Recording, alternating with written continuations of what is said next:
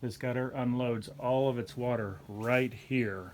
Then it rolls back into the house, causes all kinds of problems. For a couple of years we've had this pipe right here just empty out, and then all the water kind of comes out and just drains back into the house, and you have all kinds of bug problems. Everything's wet, kind of a mess.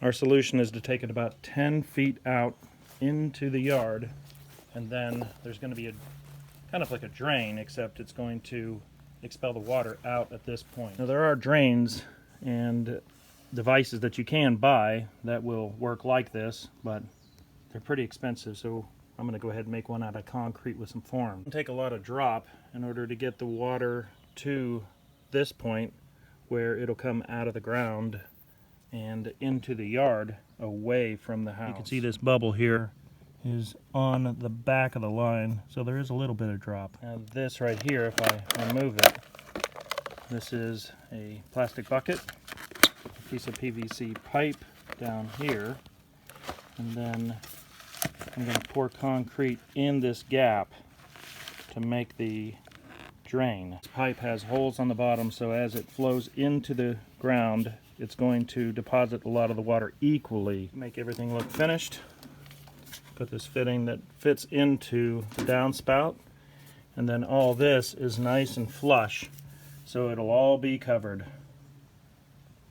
I'll cut a notch out of here to let the water flow through.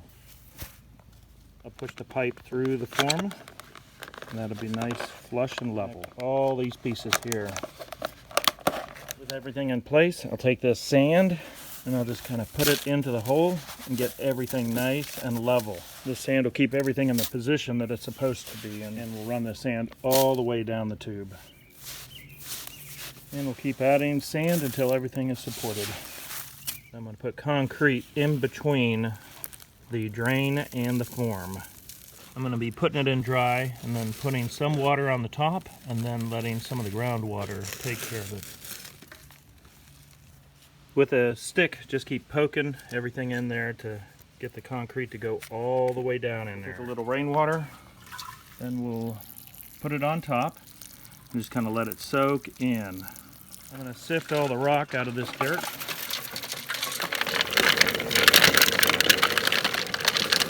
We're going to add rocks in this low area. So we'll fill around the pipe with some good dirt, and then the grass will be able to grow on top of this. So we'll pile it up and then just kind of compact it to make sure everything's nice and tight.